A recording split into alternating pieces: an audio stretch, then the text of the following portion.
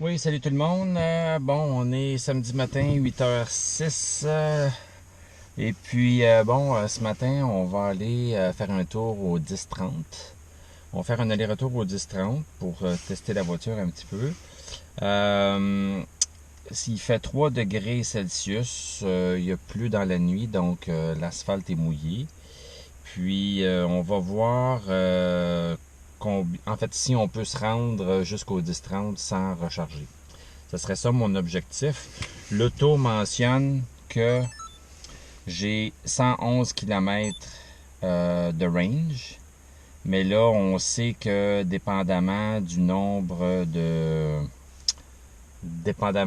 chauffage qu'on met et tout ça, ça peut modifier le range que la voiture me dit que je peux atteindre. Fait que ça, c'est un inconnu un peu. Fait que est-ce que je peux faire 111 km? Est-ce que je peux faire plus? On va voir. Là, j'ai pris...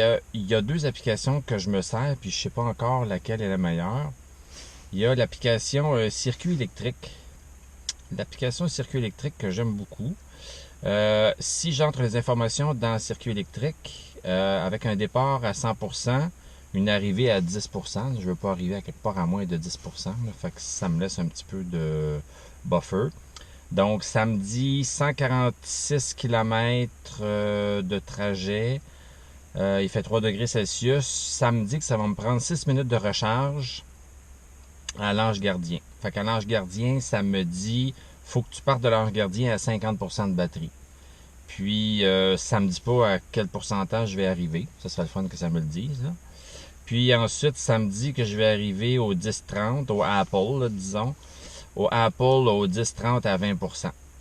Fait que c'est quand même plus que 10%. Fait que j'ai-tu vraiment besoin d'arrêter 6 minutes à l'Ange Gardien, là? T'sais, fait que je sais pas trop. Si je prends l'application qui s'appelle A Better Route Planner. A Better Route Planner, c'est un site web, une application qui est supposé donner des résultats plus précis sur l'autonomie d'une voiture électrique sur un trajet. Fait que quand je rentre les informations là-dedans, ça me dit que je vais faire 152 km au lieu de 146. Fait que déjà, ils s'entendent pas entre les deux. Puis ça me dit que je suis capable de me rendre directement au 10-30 sans avoir arrêté à l'Ange Gardien. Puis si je fais ça, j'arrive au 10-30 à 10% de batterie. Puis Better Route Planner, quand je lui ai demandé tout ça, lui, il permet de rentrer plus d'informations. Tu sais, je suis capable de rentrer la marque et le modèle et l'année de mon véhicule. Parce que les Ford Focus 2017 et 2018 ont une batterie de 33 kWh. Les autres Focus de 2016 en descendant ont une batterie de 23 kWh. Fait que moi, j'ai 10 kWh de plus dans cette batterie-ci. Fait que donc, ça me permet de rentrer le modèle de véhicule, tout comme l'application de circuit électrique. Ce qu'il y a de particulier dans l'application de Better Route Planner, c'est que je suis capable de rentrer la consommation du véhicule. Fait que si je consomme beaucoup parce que j'ai le pied pesant, dans mon véhicule, j'ai une mention qui est les watts-heure par kilomètre.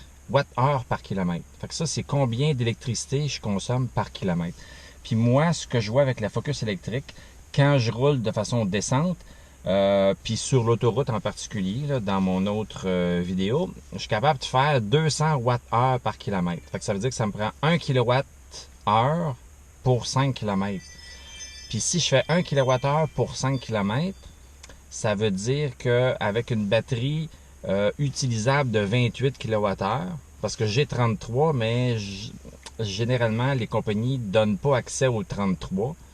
Parce que si tu recharges toujours plein, ça peut dégrader la batterie. Fait qu'il me donne accès à 28. Fait qu'avec 28 à 1 kWh, je serais capable de faire 140 km. Si je fais 200 kW, si je fais 200 Wh de consommation. Fait que donc, A Better Route Planner me permet de rentrer ça, puis il me permet de rentrer, tout comme circuit électrique, en fait, A Better Route Planner me permet de rentrer la vitesse à laquelle je vais aller. Je vais aller à 110. Puis, me permet de rentrer les conditions aussi, les conditions météo. Fait que donc, le vent, la température et tout ça. Fait que qu'est-ce que la chaussée est mouillée? Le poids supplémentaire. Oui, lorsque j'ai un passager, ben je rajoute 50 kilos, mettons. Les pneus, est-ce que c'est des pneus d'hiver? Est-ce que c'est une chaussée mouillée? Est-ce qu'il y a du vent? Est-ce que je vais utiliser la climatisation? Fait que avec circuit électrique, je parle de la climatisation faible.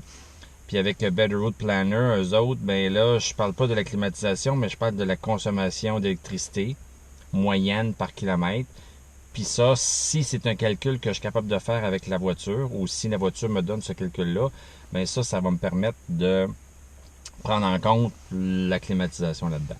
Fait que c'est ça. Fait que donc, en résumé, circuit électrique me dit, va à l'Ange Gardien, 6 minutes, puis tu vas arriver à 25% à peu près. Attends une minute. Tu vas arriver à 20%. Puis Better Route Planner me dit, continue, tu vas arriver à 10, t'as pas besoin d'arrêter à l'Ange Gardien. Fait qu'on va voir qu'est-ce qu'on fait. Fait qu'à l'Ange Gardien, je vous reparle, puis on décide selon ce que la voiture semble me dire sur la consommation que j'ai faite à date sur le 28 que j'ai droit. On prend-tu la chance d'essayer de se rendre au 10-30 directement ou on est trop heureux puis on arrête à l'Ange Gardien. Fait qu'on verra ça.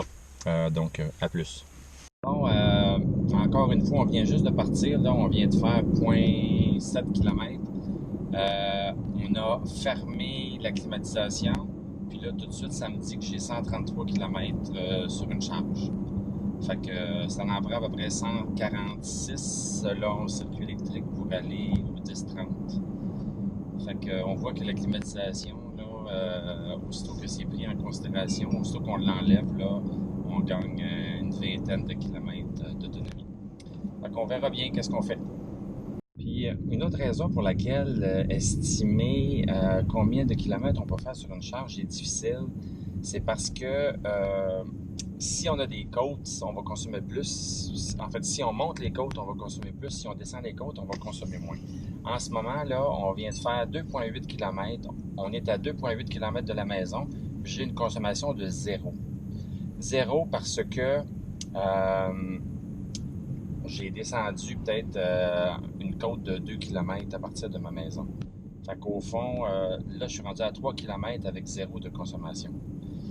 Fait que voilà, c'est tellement précis. En fait, la consommation change tellement en fonction du dénivelé des routes que faut faire une grosse moyenne. Puis quand tu fais une grosse moyenne, ben là, tu as moins de précision par rapport à ce que tu es capable vraiment de faire en termes de range.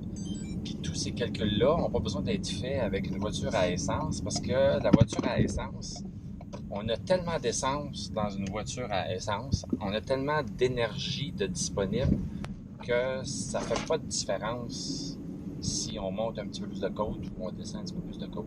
C'est pas quelque chose qui est super important.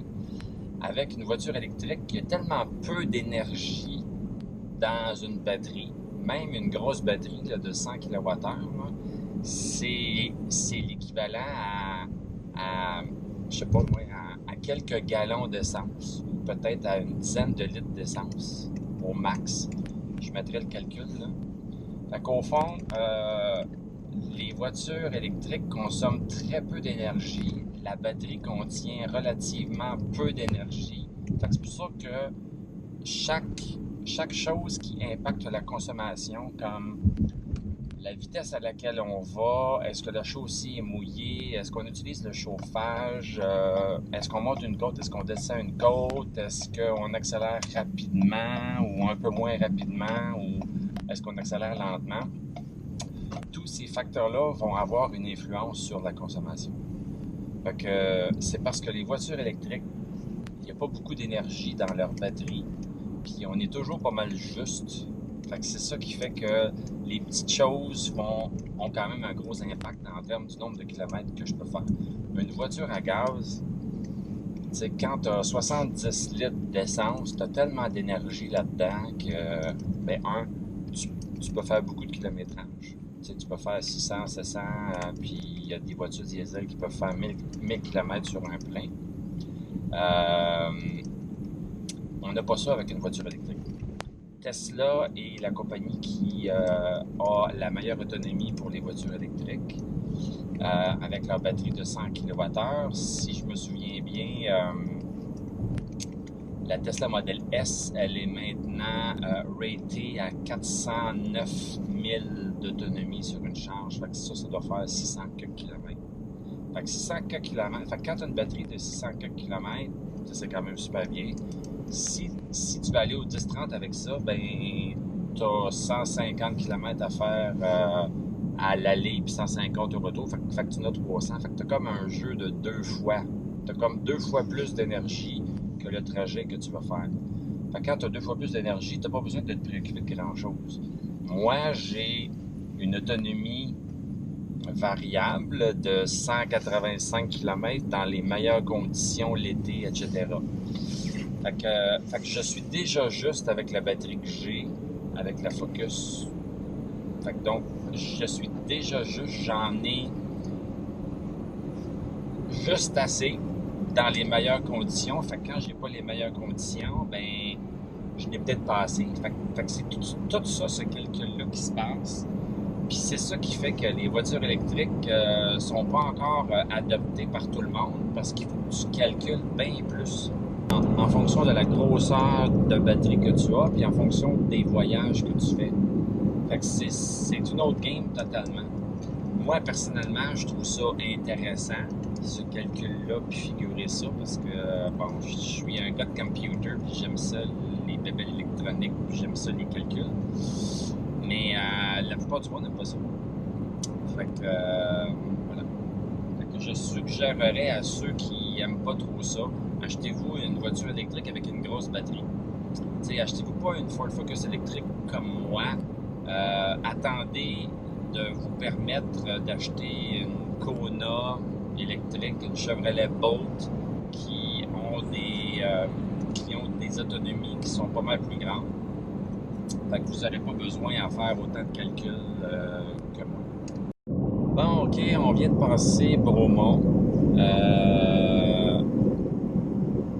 On arrive à Granby, je pense. C'est ça, on arrive à Granby.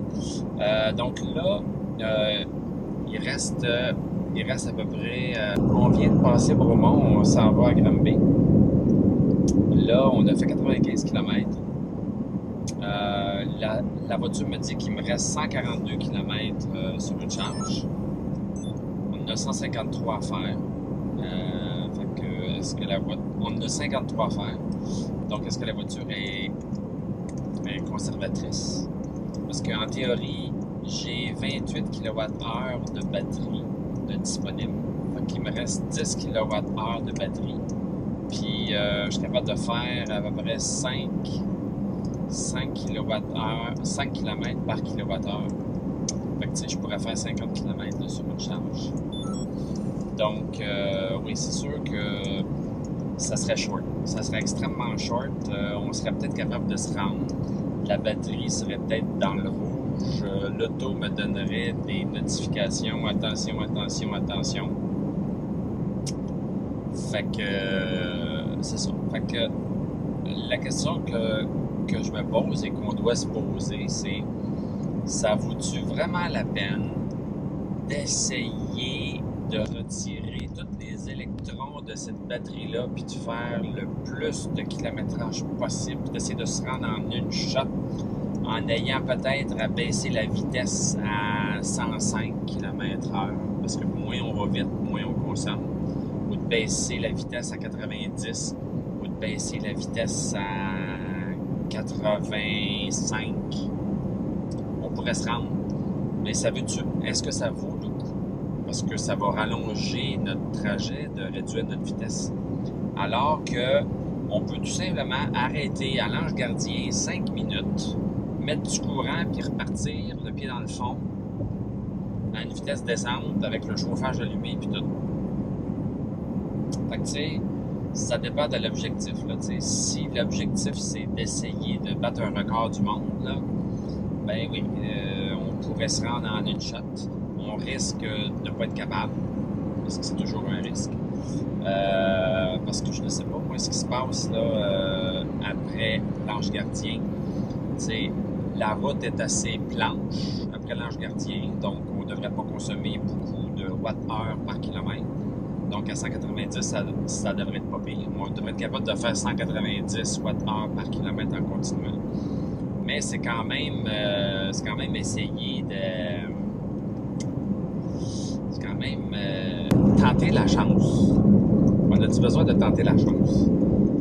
Si on était arrivé à l'Ange Gardien avec une consommation de 180 watts-heure par kilomètre, donc là, en faisant le calcul, en fait, on vient de faire le calcul il y a quelques minutes avec 190. Fait que 190 watts-heure par kilomètre avec une batterie de 28 kWh que je peux utiliser sur les 33, ça me donne 147 km d'autonomie.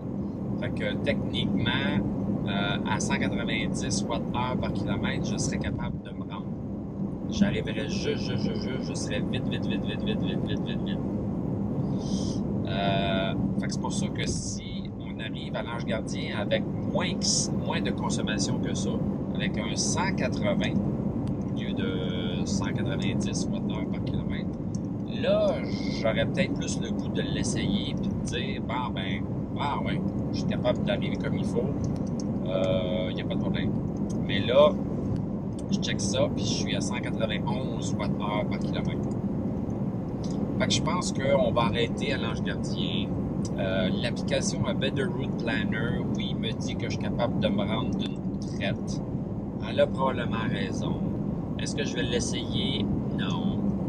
Puis un petit 5 minutes, ça va coûter 1 piastre d'électricité à peu près. Peut-être 2 piastres. Puis ensuite, on se rend là-bas sans avoir de crainte. Voilà. Fait qu'on va arrêter à l'Ange Gardien. On vient de finir la recharge à l'Ange Gardien. On a chargé jusqu'à 50%, pareil comme l'application rouler électrique suggérait. Fait que si on a chargé peut-être un 10 minutes là, pour arriver à 50%. Fait que donc, ma conclusion, c'est que l'application Better Route Planner, est peut-être un peu plus précise en termes de exactement combien de kilomètres tu es capable de sortir de ta batterie. Sauf que en pratique, l'application circuit électrique qui nous suggère de recharger durant 6 minutes à l'Ange Gardien, nous ramener à 50%, je suis arrivé à 22%, nous ramener à 50%, puis continuer, puis arriver avec un 25% de lousse au 10-30, c'est peut-être la meilleure chose à faire, parce que ça t'évite le stress d'extraire exactement toute l'autonomie que tu peux extraire de ta voiture, puis arriver absolument parfaitement vide à l'Ange Gardien ou à 10%. Je suis pas sûr que je serais arrivé à 10% à l'Ange Gardien. Fait que, parce que tu sais, il y a des impondérables, il a commencé à mouiller à un moment donné, etc. Fait que donc, je dirais que l'application circuit électrique, je l'aime beaucoup. Je l'aime peut-être mieux que A Better Route Planner. A Better Route Planner. A Better Route Planner, c'est peut-être un peu pour les geeks, là. Je suis un geek, là, mais quand même. Il faut que tu rentres un peu plus d'informations pour avoir exactement l'autonomie que ta voiture pourrait atteindre en rentrant le watt-heure par kilomètre, là, surtout. C'est ça l'histoire. Un Better Route Planner te demande de rentrer le watt-heure par kilomètre, alors que l'autre, t'as pas besoin de rentrer ça.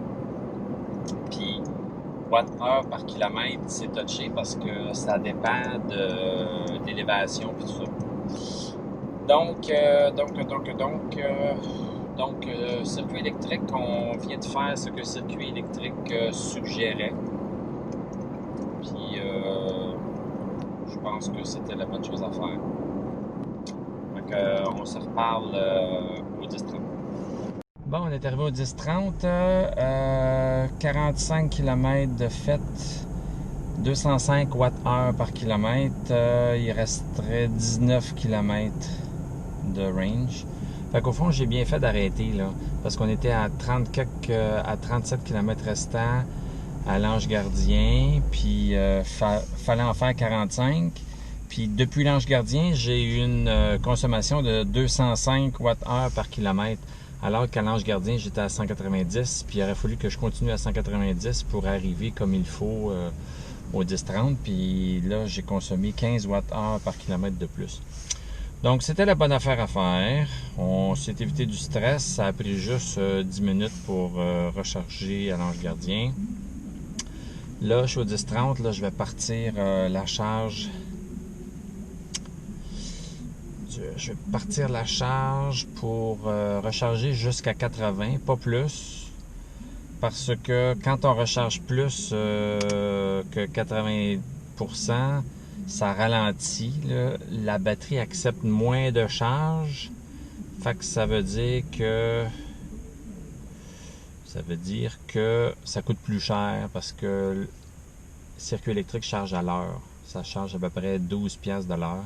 Fait que quand tu recharges moins rapidement, après 80% de batterie, ben ça coûte plus cher, tout simplement. Fait que là, voilà. Fait qu'il y a comme un numéro de marqué sur la borne.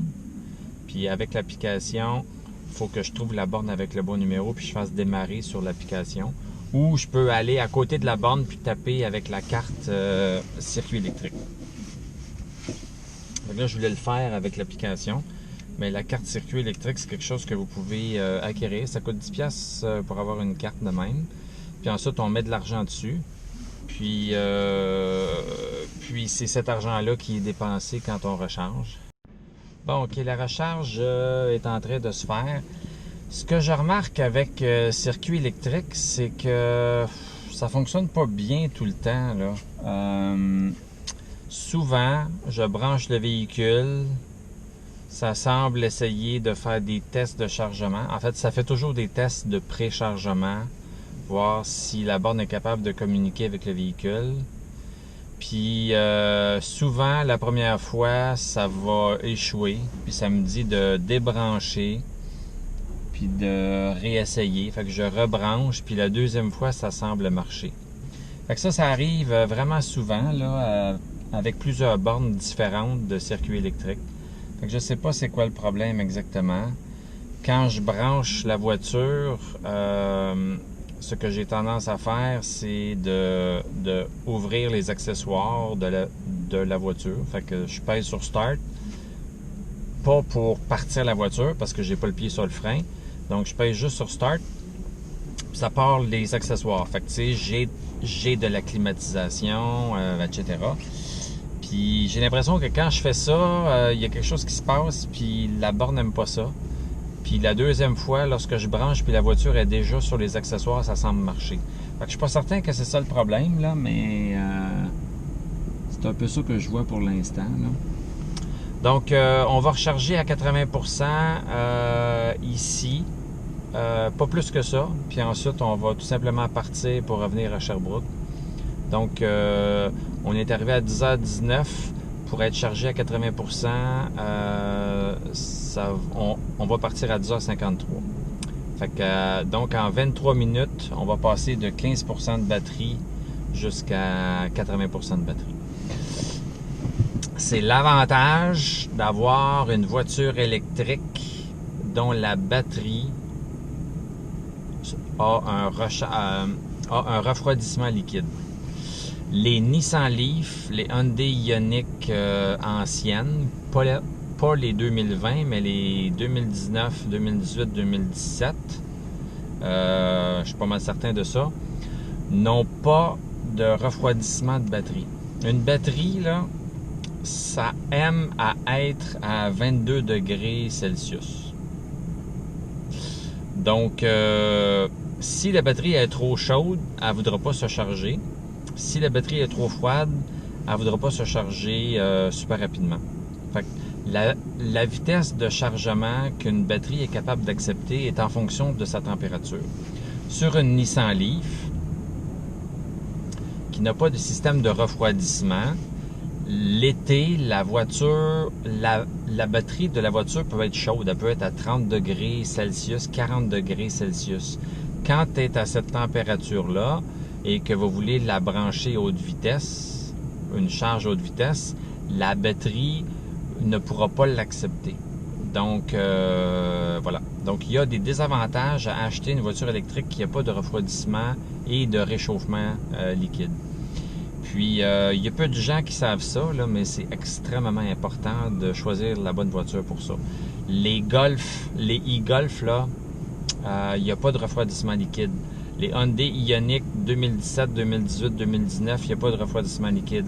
Les Nissan Leaf, toutes les Nissan Leaf, aucune Nissan Leaf a le refroidissement liquide. Fait que ça, c'est correct en ville. En ville, vous ne verrez pas de différence vraiment pour la recharge rapide, parce que vous n'avez pas besoin de faire de recharge rapide en ville, parce que vous revenez à la maison tous les soirs pour vous brancher et vous recharger.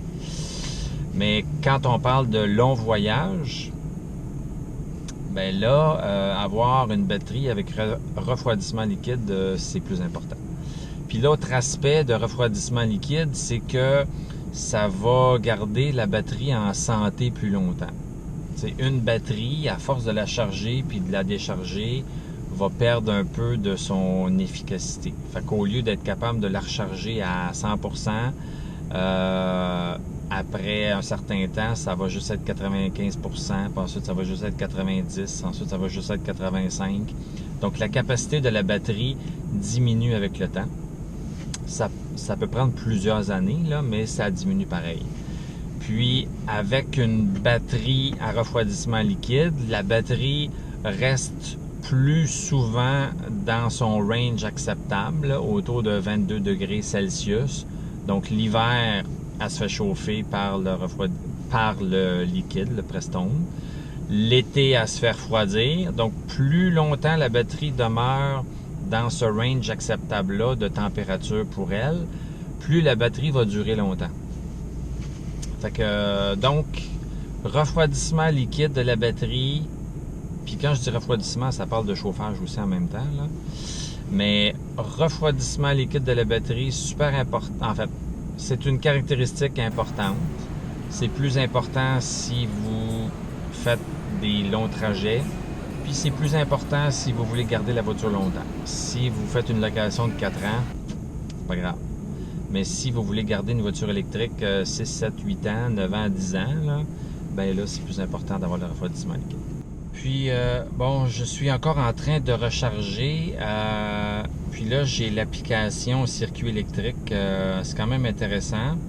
L'application me donne la durée de la recharge. Donc, ça fait 8 minutes 20 secondes que l'on recharge. J'ai consommé 4,78 kWh. Je suis à 31%. Puis, la vitesse de recharge, elle est bonne. Le vert indique que c'est rapide.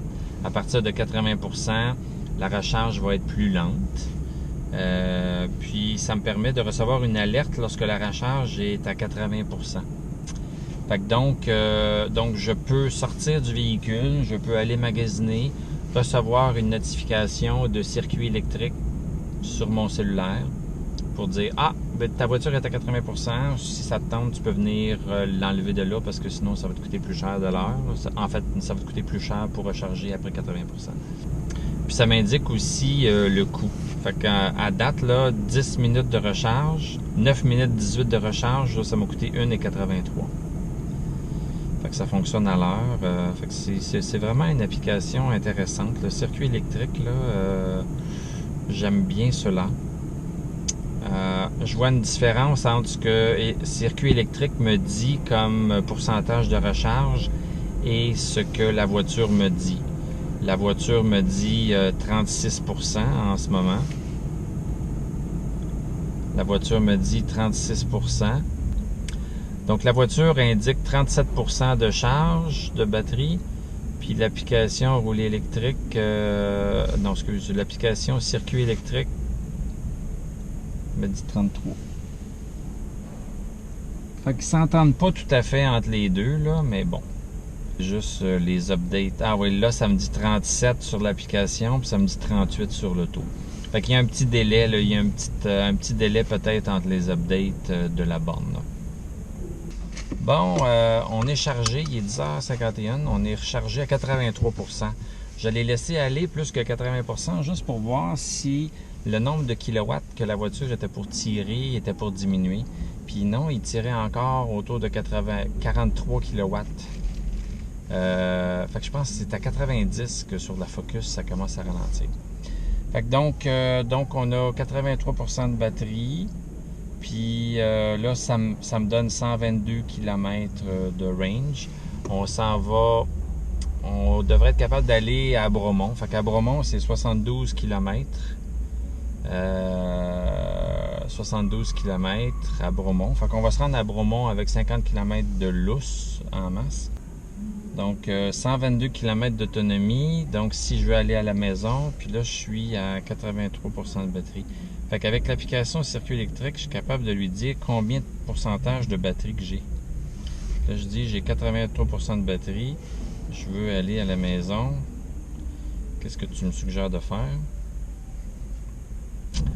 Fait qu'il me suggère d'arrêter à l'Ange Gardien 13 minutes. Il me suggère d'aller à l'Ange Gardien, de recharger à 77%, à l'Ange Gardien. Donc 13 minutes de recharge à l'Ange Gardien. Mais je trouve que l'Ange Gardien, c'est un peu trop proche, là. Je pense qu'on va être capable de se rendre à Bromont. Fait qu'on va aller à Bromont, puis on chargera ce qu'il faut à partir de Bromont. Mais si je recharge 13 minutes à l'Ange Gardien, avec un départ à 77%, j'arriverai à la maison avec 10%. Fait que donc on va aller tout simplement à Bromont. Puis à partir de Bromont, il reste à peu près 75 km pour aller à Sherbrooke. Fait qu'on verra comment on recharge puis comment on a besoin. Mais ça devrait pas être plus que 15 minutes. Un des avantages d'une voiture électrique, c'est que évidemment, il n'y a pas de moteur à essence dedans. Un moteur à essence, ça fait du bruit, ça fait des vibrations. Pour évaluer une bonne voiture à essence, il y a 3 composantes qui sont utilisées habituellement. Je les sais pas en français, mais c'est noise, vibration, harshness. Noise, le bruit, la vibration. Harshness, c'est dur à expliquer. Est-ce que c'est rough? Est-ce que c'est doux? Ça semble être un peu différent de la vibration. Puis, une voiture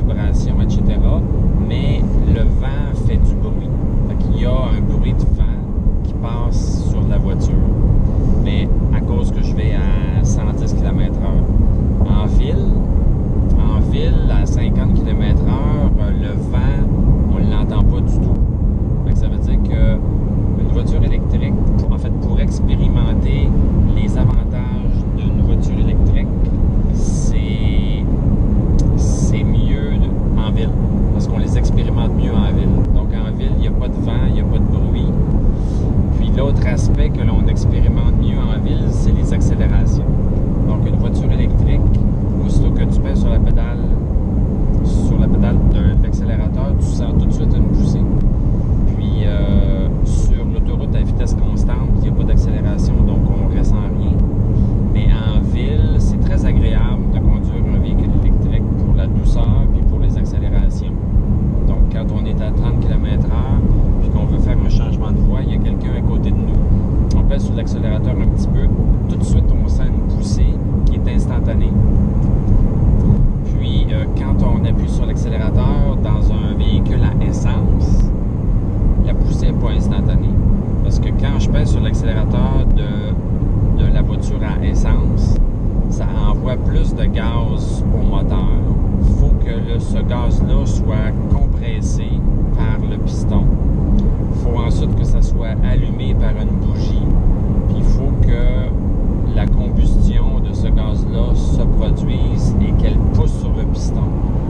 Ça se passe quand même vite, là, mais il y a quand même un petit délai qui est quand même perceptible.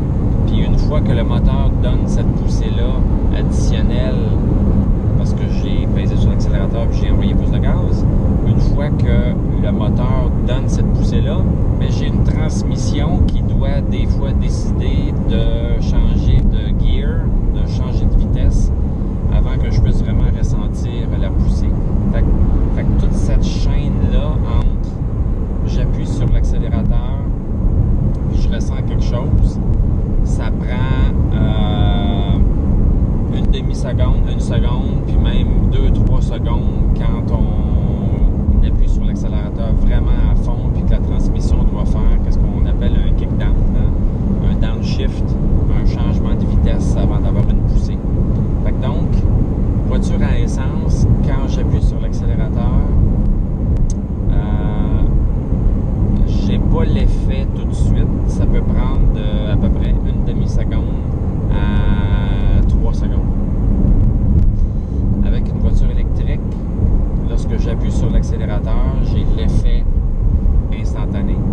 Parce que l'accélérateur contrôle la quantité d'énergie que la batterie va envoyer au moteur électrique. Puis ce nombre d'étapes-là est vraiment pas mal diminué. Donc, quand je pèse sur l'accélérateur sur une voiture électrique, il y a plus de courant qui est envoyé. Puis le courant se déplace dans les fils électriques à la vitesse de la lumière. Donc, il n'y a pas grand-chose de plus vite que ça. Il n'y a rien de plus vite que ça. Donc, ça se déplace de façon instantanée. Puis, dans une voiture à essence, ben, il faut que le gaz se rende au moteur. Fait qu'il y a une petite pompe qui pousse le gaz dans un tuyau. Fait que le gaz, il prend un certain temps avant de se rendre. L'électricité se rend de façon presque instantanée au moteur. Une fois arrivé au moteur, l'électricité se promène dans un paquet de fils, puis elle se promène extrêmement rapidement. Puis le fait de se promener dans un paquet de fils, ça donne une charge magnétique, un peu comme un aimant. Ça va donner une charge magnétique, puis ça va donner une poussée, tout de suite. Fait que la poussée, on va la ressentir. En fait, le moteur va donner la poussée de façon à peu près instantanée aussi. Puis comme il n'y a pas de... Il n'y a généralement pas plusieurs vitesses de transmission dans une voiture électrique. Donc, il n'y a pas... On n'a pas besoin d'attendre un kick-down, d'attendre un changement de vitesse pour ressentir une poussée. Donc tout ce cycle-là entre peser sur l'accélérateur sur une voiture électrique et ressentir la poussée que ça donne, c'est de l'ordre... j'ai pas fait le calcul, il faudrait que je regarde ça à un moment donné sur Internet, mais c'est de l'ordre de millisecondes. Puis on s'en rend plus compte. En fait, on a conduit des voitures à essence depuis super longtemps. Fait qu'on se rend pas compte qu'il y a ce délai-là. On est comme habitué, on y pense plus. Puis quand on commence à conduire une voiture électrique, qu'on commence à appuyer sur l'accélérateur, puis là on voit que tabarnouche, ça pousse tout de suite. Donc une fois qu'on expérimente ça, c'est très très agréable. Puis on est arrivé à Bromont. On a fait 70 km. Le watt-heure par kilomètre est à peu près 200 quelques. J'ai mis la climatisation là, parce qu'on avait en masse de range pour pouvoir utiliser un peu de courant pour la climatisation. Là. Donc là, on va se rendre à Sherbrooke. On est en train de recharger. Il faut se rendre à Sherbrooke. Je vais mettre l'application.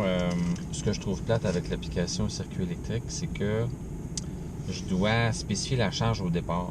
Mais la charge au départ, moi je veux trouver c'est quelle charge au départ j'ai besoin pour me rendre. Là, je suis à 36. Je vais dire, OK, j'ai 36% de charge. Je veux m'en aller à la maison. Qu'est-ce qu'il faut que je fasse? Fait que là, il va me dire, ah, ben, il va falloir que tu arrêtes 12 minutes à Bromont. Ben, je suis à Bromont. Fait que ça veut dire que il me dit qu'il faut que je parte de Bromont à 60%. Fait qu'on va recharger jusqu'à 60%. Puis Sherbrooke, on est à 75 km de Sherbrooke. Fait que 60%, on va regarder le kilomètre que l'auto va nous dire qu'on peut faire. Puis on va partir avec ça. OK, on est à Bromont encore. Là, on a rechargé, on est à 71%. L'auto me dit que je peux faire 94 km. Sherbrooke est à 82 km. Puis quand je prends l'application, comment ça s'appelle, le circuit électrique, puis je dis, écoute, je pars à 72%. Je pars à 72%. Je veux aller à la maison. Fait qu'il me dit, ah, ben, il va falloir que tu arrêtes, que tu recharges à Rock Forest 7 minutes. Puis ensuite, tu vas arriver à la maison. En fait, il dit, recharge à Rock Forest 7 minutes. Départ de Rock Forest à 44%. Tu vas arriver chez toi à 34%. Je ne veux pas arriver chez nous à 34%, c'est trop. Je veux arriver chez nous à 10%. Fait qu'au fond, circuit électrique, il faut qu'il arrange ça un petit peu, là, parce que pourtant, je lui ai dit que je voulais arriver à 10%, mais non, il me fait charger un 7 minutes pour rien. Fait qu'au fond, là, quand on placote de même, là, on est rendu à 74%. Fait que 74%, fait que on part, puis l'auto me dit un range de 99 km. Fait qu'on va être correct pour notre 82. Fait qu'on y va. On est arrivé à la maison. On vient de faire 75 km.